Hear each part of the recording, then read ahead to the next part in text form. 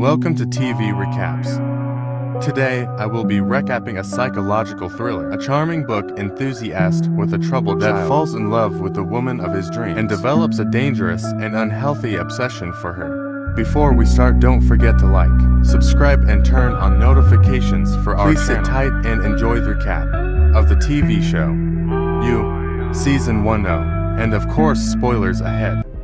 The show begins in a bookstore in New York where Joe Goldberg, the bookstore manager, meets Guinevere Beck, an aspiring writer and graduate student in literature. They have a slightly flirtatious encounter, which marks the start of Joe's unhealthy obsession for her.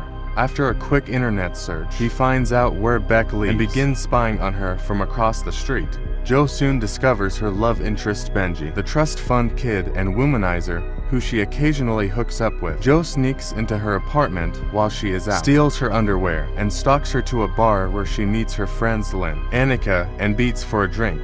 Beck leaves the bar drunk and falls onto the subway tracks. Joe witnesses this happening and saves her from the oncoming train.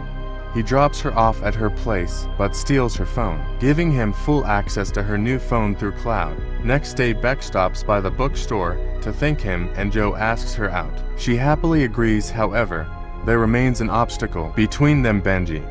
She lures him to the basement of his bookstore, knocks him out with a mallet, and imprisons him in a plexiglass book vault. In a flashback, a young Joe is locked up in the book vault as punishment by Mooney, a father figure in his life and the owner of the bookstore. Mooney would only release after he has showed remorse for his actions. In the present, Joe decides Benji needs to be punished and gives him coffee laced with peanut oil, which kills him due to his severe peanut allergy. With Benji gone, Joe's date with Beck goes well, but he remains in the friend zone. Meanwhile, Professor Leahy, Beck's thesis advisor, has been making advances on her. After getting rejected, he threatens to release Beck from her teaching position, which he needs to make rent. That keeps Joe's advice and turns the tables on Professor Leahy, threatening to expose his sexual harassment of her and 6 other women. In exchange for Beck's silence, he transfers her to another advisor. Beck is grateful for Joe's help and kisses him for the first time. Their relationship becomes more serious. However, Beck is still sleeping around with other guys. Joe is determined to advance their relationship and has a heartfelt conversation with Beck, where she opens up about her late father who overdosed on drugs. They proceed to get intimate, but is rudely interrupted by Peach, Beck's rich and entitled best friend. She demands Beck takes her to a hospital to be treated for a chronic ailment. At the hospital, Peach expresses strong disapproval of Joe, that he is too poor to support Beck. She disagrees and leaves sometime later. Joe shows Beck the collection of rare books in the basement vault. He explains that he shares a connection with books he can't find anywhere else. Joe's passionate speech wins over Beck's heart, and she invites him over to her place, where they finally have sex. Unfortunately, Joe gets too excited and finishes in 8 seconds. Next morning, Beck messages all her friends about the disappointing sex with Josie via her old phone. She has also made weekend plans with someone called the Captain. A jealous Jill follows her to a Charles Dickens festival and soon learns that the man she is meeting is her supposedly dead father Edward. Jill finds out that he had survived the drug overdose, overcame his drug addiction, and started a new life with another divorcee and her 2 kids. Beck finds out from Pete that Joe is also at the festival, which forces him to reveal himself to Beck, explaining that he is there to surprise her. They go to lunch with Edward and his new family, but mid-lunch, Beck explodes at her overly critical stepmother and storms off. Beck explains to Joe that she feels abandoned by her father, who has become a completely different person, with a new family back at home. Beck takes Joe's advice and channels her feelings about her father into her writing, which receives glowing reviews from her colleagues. Beck visits Joe at his apartment, and they have sex again, this time much to Beck's satisfaction. After becoming a couple, Joe starts joining Beck and her friends for girls' night, where he frequently clashes with Peach. Realizing Beck is looking for writing offers, Peach introduces her to Roger, a famous literary agent Sodley. Neither of them has any intention of helping Beck, and this is just a ploy to get her to quit her graduate program. Beck finds out the truth from Roger and confronts Pete for sabotaging her career, ending their friendship desperate. Peach fakes a suicide attempt to regain Beck's love and steals her away from Joe. He sees through Peach's lies and discovers she has been secretly infatuated with Beck since college. To save their relationship, Joe secretly follows Peach on her morning run and hits her over the head with a rock. The plan backfires when she survives the attack and gets even more attention from Beck. Back at Joe's apartment, he is neighbor to a single mother, Claudia, and her son Paco. Claudia's boyfriend Ron physically abuses her to protect his mother. Paco drugs Ron with sleeping pills, almost killing him. Joe successfully revives Ron, who beats him half to death. Out of anger, Claudia breaks up with Ron and is grateful to Joe for his help. Sometime later, Peach takes a short trip with Beck to the Salinger family estate in Greenwich. Unbeknownst to Beck, Joe has secretly followed her to the estate and spies while hiding in the house. Peach invites Raj, Beck's old friend, over. They all take drugs and Peach attempts to initiate a threesome. However, Beck turns down her advances and leaves the room. Next morning, Beck confronts Peach about having feelings for her, to which she denies. Beck turns down her offer to fly to Paris with her because she is not willing to leave Joe and her life in New York behind. She Ubers home, leaving Peach devastated. Shortly after, Peach finds out Joe has broken into the house and pulls a gun on her. Joe threatens to send her stash of naked back photos to her friends if she hurts him while Peach is distracted. Joe makes a run for it but gets shot. Joe then mans up and grabs Peach's dress and kills her.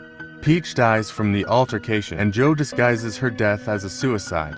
Beck and Jill's relationship improves without Peach's interference. However, this does not last and Beck becomes increasingly distant and secretive, hiding messages on her phone. Joe discovers that Beck, to cope with Peach's death, has been making frequent visits to a therapist, Dr. Nikki, and suspects she has been sleeping with him. To confirm his suspicions, Joe follows Beck on one of her appointments but gets caught red-handed. Beck breaks up with him for betraying her trust. Joe is heartbroken. He breaks into Dr. Nikki's office and listens to one of Beck's therapy sessions on his computer. Joe realizes that Beck is not having an affair with Dr. Nikki and just needs time alone to work on herself. After apologizing, Joe lets her go. 3 months has passed. Joe is now in a new relationship with Karen, Claudia's friend, and Beck's article about Peach's death has landed her a book deal. After a chance encounter at a food truck, Beck begins to miss Joe and texts him. They start flirting with each other over text. Joe returns home to find Claudia passed out after taking drugs, and Karen is taking care of her. He brings Claudia to the plexiglass vault at his bookstore, where she can overcome her drug addiction in isolation. While Karen is occupied with Claudia, Joe and Beck secretly meet and have sex, rekindling the passion of their past relationship. The tearful Beck admits to Joe that she now knows how good he was for her. Joe breaks up with Karen and gets back together with Beck. Meanwhile, Claudia has successfully overcome her addiction, but gets back together with Ron. His abusive ex-boyfriend, Paco, blames Joe for Ron's return. One night, Joe is jolted awake by a nightmare about Candace, his ex-girlfriend, and shouts out her name. In a flashback, Candace cheats on him with Elijah, her agent, during a confrontation with Elijah. Joe impulsively pushes him to his death from a bridge. A frightened Joe comes to Mooney for advice, who tells him that some people deserve to die. After hearing Candace's name that night, Beck begins her own investigation into what happened between them, suspecting Joe might have killed her. When her efforts lead to a dead end, Beck confronts Joe. He shows Beck her new Instagram account, registered under a different name, alleviating any suspicions Beck might have had. Later, Joe discovers that Beck has been having an affair with Dr. Nikki for months and has been gaslighting him the entire time. Why? I've never loved anyone the way that I loved you. I didn't think that I could have it. Elated that his love is reciprocated, he forgives her. Unfortunately, the worst is not over. His back has found his secret box in the bathroom ceiling, which contains personal items from his victims. Benji and Peach. Beck is horrified and tries to escape. Joe realizes she has discovered his darkest secret and locks her up in the book vault. Joe comes clean about the murder of Benji and Peach and explains that he only killed them because of his love for her. Beck breaks down crying and is terrified of Joe for what he has done. Joe places a typewriter in the vault and encourages Beck to write, hoping it would help her gain a different perspective. Meanwhile, Claudia ends up in the hospital after Ron's abuse. Paco, in a fit of rage, hits Ron with a bat. He chases after Paco, but is intercepted by Joe, who kills him to protect Paco. After getting rid of his body, Joe returns to the vault to find out Beck has written up a story framing Dr. Nikki for Joe's crimes as a way out for both of them. Convinced that she has had a change of heart, Joe enters the vault and kisses her. Beck stabs him and locks him in, revealing that it was all just an act to escape the vault. Unbeknownst to Beck, Joe has hidden the key inside the vault, frees himself, and kills her before she could escape the basement. Months later, backstory, which made no. One New York Times bestseller was used to frame Dr. Nikki for her murder. With Ron gone, Claudia and Paco are moving to California for a fresh start. As Joe is mulling over the loss of Beck, a woman walks in the bookstore and catches his attention. Joe comes face to face with a mystery woman, who is revealed to be Candace. I think we have some unfinished business to talk about. The end. Please stay tuned for the next TV recap. Comment below on what you liked or disliked about our video. Thank you for watching.